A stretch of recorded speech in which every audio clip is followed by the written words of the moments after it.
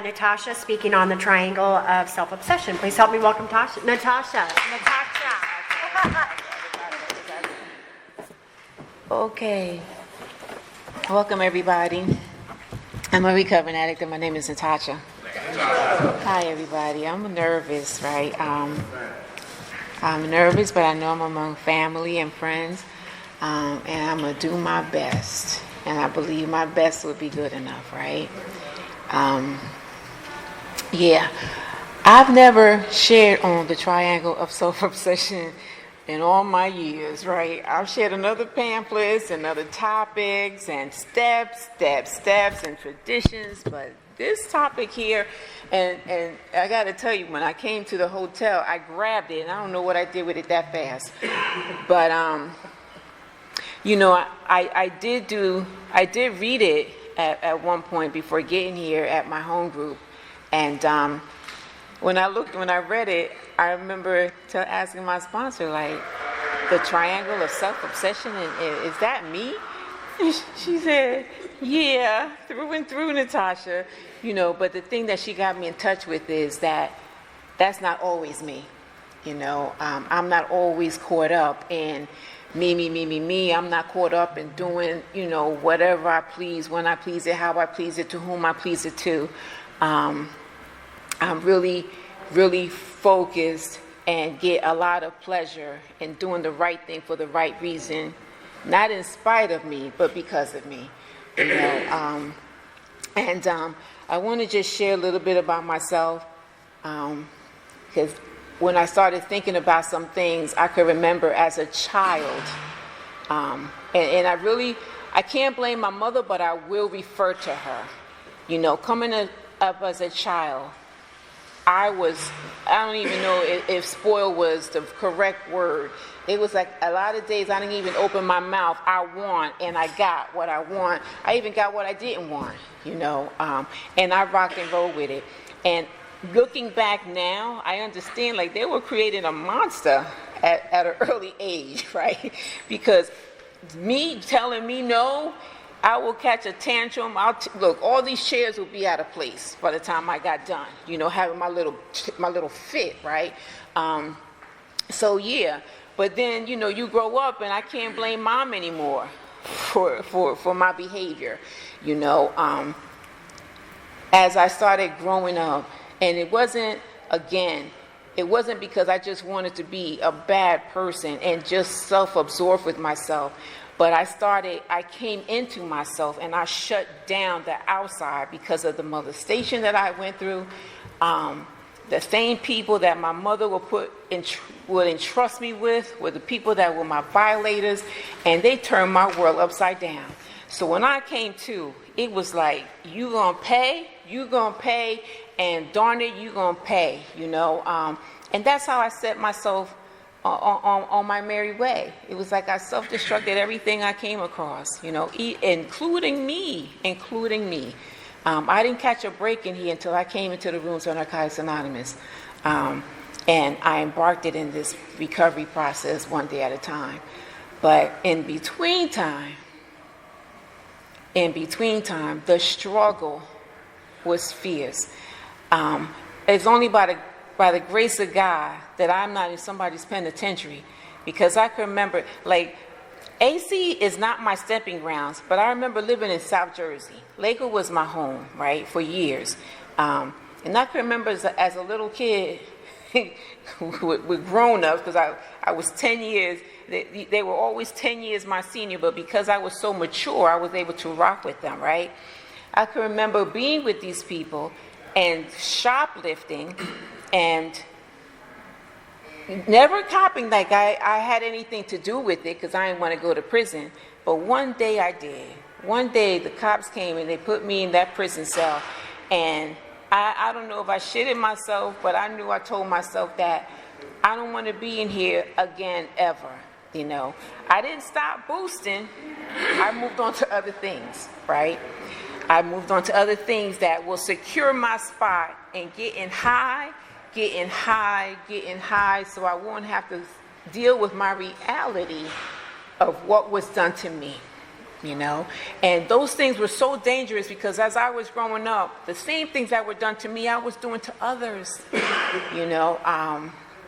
So I was not to be trusted when I was using. I would lose myself in anything that I was supposed to hold near and dear to me, right? And I continue that cycle. I continue that cycle of getting high. I can remember when we relocated. I can remember being in the Bronx, in buildings and places that a child, I didn't have no business being in, you know, and being exposed to so much that you know, the truth, I didn't understand it, but I wasn't going to tell you that I didn't understand it because that meant I was stupid, you know. But I figured if I kept coming and showing up, I will learn how to get high. I will learn how to cook. I will learn how to sell and deal, you know.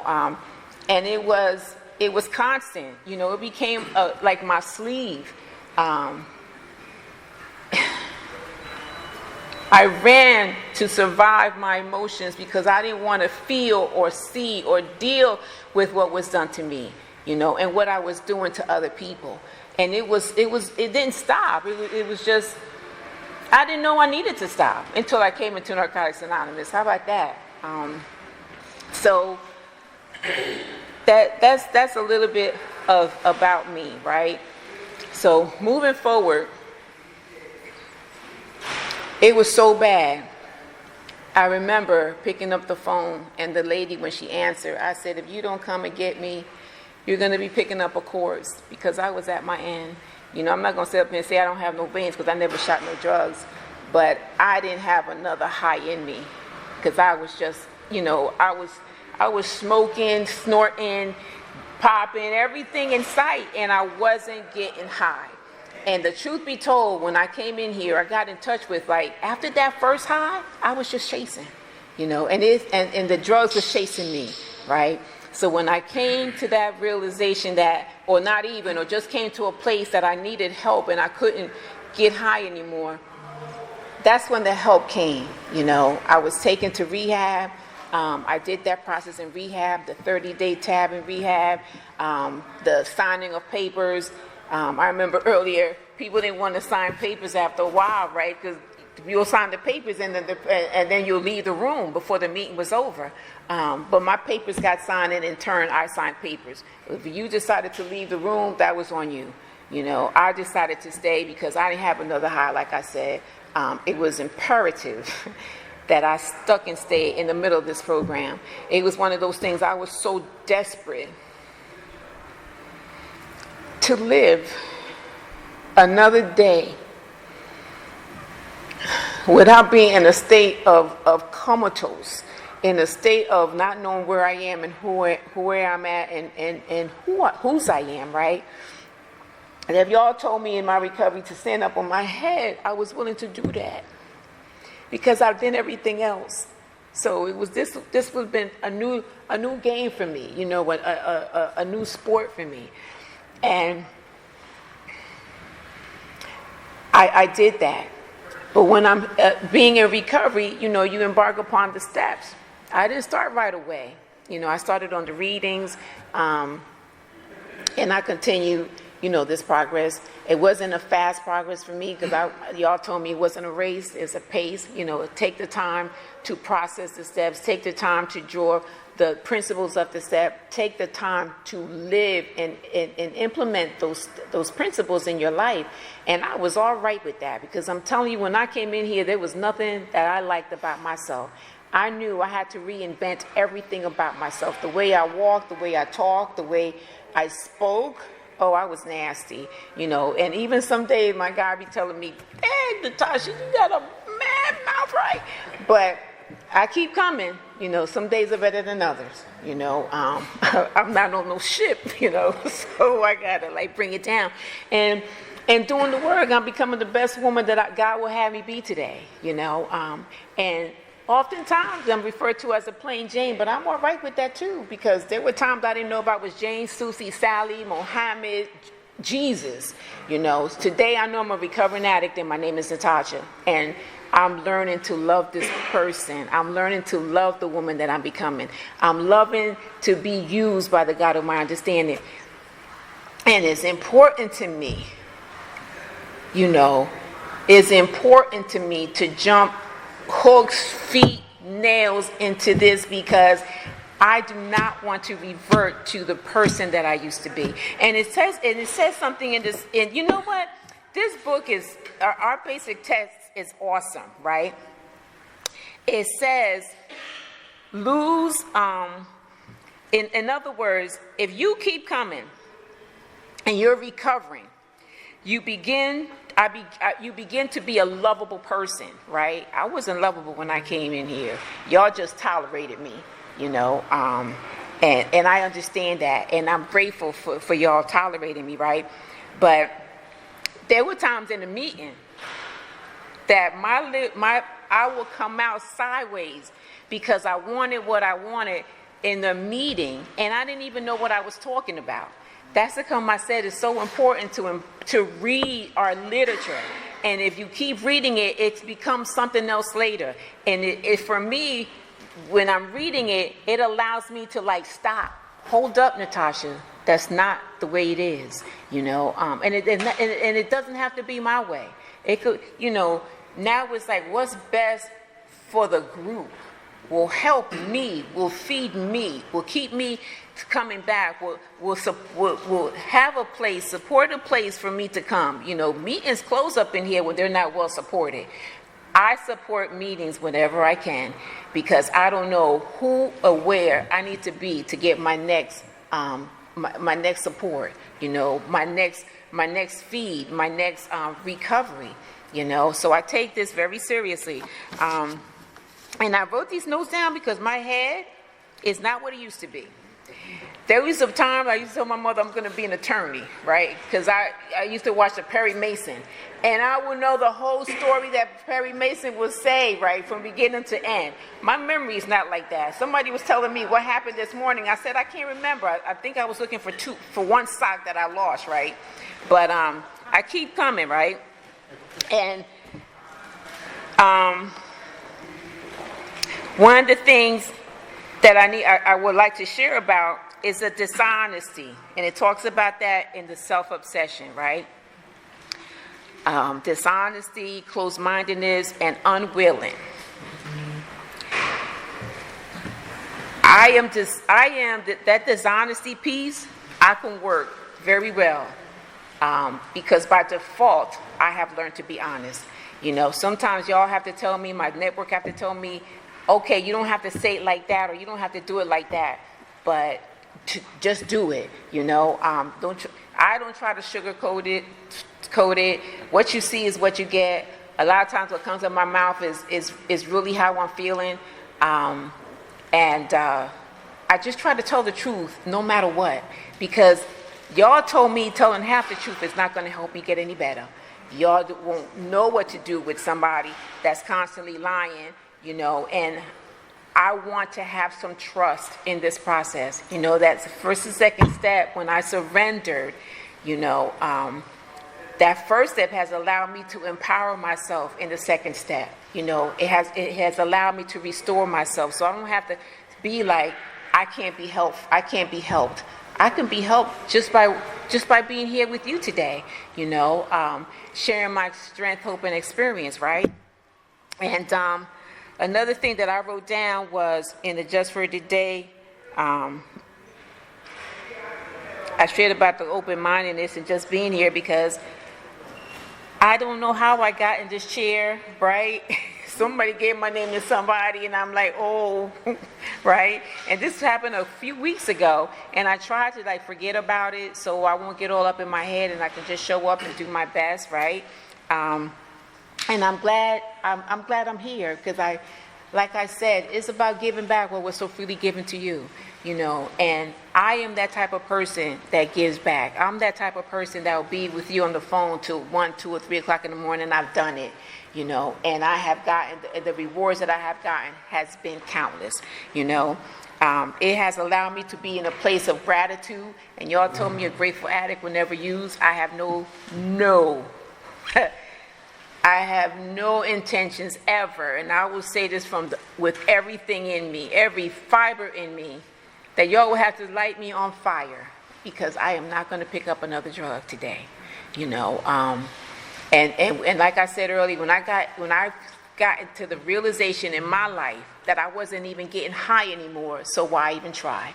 You know, I get high on life today. I get high in being here with you among my peers.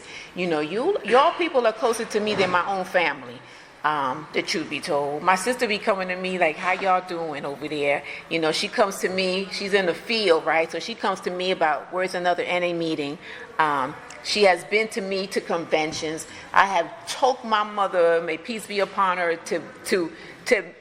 to meetings, anniversaries, conventions, and I'll get to the convention. Y'all put my mother in the wheelchair, and I don't see her to the end of the day, you know, because this is my life, you know. And I say this because I know about that the triangle of self-obsession, but I'm not obsessed with the disease today. I respect the disease today. I'm obsessed with my life and everything in it, you know. I allow God to use me however he chooses, you know, because I can remember when I was out there in the foxhole places, and I'd be like, oh, God, help me get out of this one. And he always did. So today, it's like, I don't need like, oh, God, get me out of this one. I'll be like, oh, God, just, you know, show me how to live. You know, tell me what to say. Tell me what I need to do. And most of the times I follow through, because I want to be pleasing to the God of my understanding. I want to be available to not be caught up in my total self-obsession that I can't help another recovering addict walking through the door. You know, I don't see it as often, but there was a time like newcomers would be in the meeting and people won't get up and hug them. Like, come on. You know, I'll hug somebody on the street corner, you know, so I can definitely hug you here in the rooms of Narcotics Anonymous, right? And what else did I write down here? And more would be revealed. It talks about that gratitude and recovering from the disease of addiction, mentally, spiritually, and spiritually. Like I said earlier, I had to learn how to reinvent myself in here. And at any given moment, I'm reinventing myself in here, because I still want to do better. I want to be better. I'm far from perfect. I'm perfectly imperfect, and I'm okay with that, you know. But it still propels me to do the work that's required to do here, because my step work last year is not going to be the same this year, you know, because life shows up, you know, and life has showed up for me. You know, this time last year, I was in the hospital, man. I went in there to see about getting checked up because I was having some discomfort. Next thing I know, 24 hours later, I'm in the emergency room having surgery. 8 days later, I'm at the hospital. And almost 4 months later, I was able to get out the house. So I don't take this for granted. It was, like my mother would say, tell those people, you people, right? Thank you for bringing me my baby back. I thank you people for calling me, for reaching out to me, for loving on me, for not giving up on me, because of who I am, you know, and checking me. I don't have a problem when you check. My God checks me all the time. I be like, ouch, but I get better, you know. I don't want to be so absorbed like you can't penetrate me, you know. I have a heart today, you know. Before I wouldn't even crack a smile. Before I wouldn't even shed a tear. The places and things that I was doing, it didn't show good. You know what I'm saying? And my mouth, you know, I can remember early in my recovery helping set up chairs in a room before a meeting. And this brother was there, and he says to me, "Are you angry, Natasha?" I said, "No, Joey, I'm not." That joker told me to let my face know, because I had an upside down U, right? I looked at him and I'm like, he talking about, right? I missed the whole meeting. After the meeting, I ran home and looked at myself in the mirror and I was like, whoa, I had to learn how to smile in here so I can be approachable, and even at times people be like, they think I'm so absorbed in myself, they won't approach me. I said, I don't bite, I will love you and hug on you today. But there was a time I couldn't say that. There was a time like, I will walk right over you if you drop dead. I will walk right over you if you OD'd. I've done it. I'm not proud of it. It's horrible because lives have died because of that, right? And another thing that I was checking into, right? The service of being of the fulfillment and the happiness that I experience with recovering addicts. I can't explain it, man. I just can't explain it. It's just the simple things. Like I was doing some step work with my sponsee, and today she called me. She didn't know I was coming here, but she called me today and she said, Spons, I just want to thank you because a lot of the things that we shared and you had told me, I'm taking a look at it, and if it applies, by all means, and if it doesn't, just keep coming. But for her to tell me that she loves me and that she respects the fact that I care enough to share with her is because y'all have done it for me. I wouldn't have known where to start, Like I said, I was a very heartless person at one time. And I believe throughout the years, y'all have broken me so God can work with me. And I'm going to keep coming. I'm going to keep coming, and I'm going to keep embarking upon the step work, and I'm going to keep breaking through that triangle of self-obsession, because the only thing I want to obsess about is waking up in the morning and seeing the light of a new day, brushing my teeth, simple stuff like that. That's what I want to obsess about. I can remember when I was using, I was so busy getting high. I used to have to take everything to the bathroom and get high in the bathroom while I'm in. Who does that? You know what I'm saying? But I'm not living my life today like that. And I'm so forever grateful. And I want to thank the committee for asking me to come and share my Strength Open experience. Yeah, I'm going to keep coming because this gets better with time, And thank you for allowing me to share.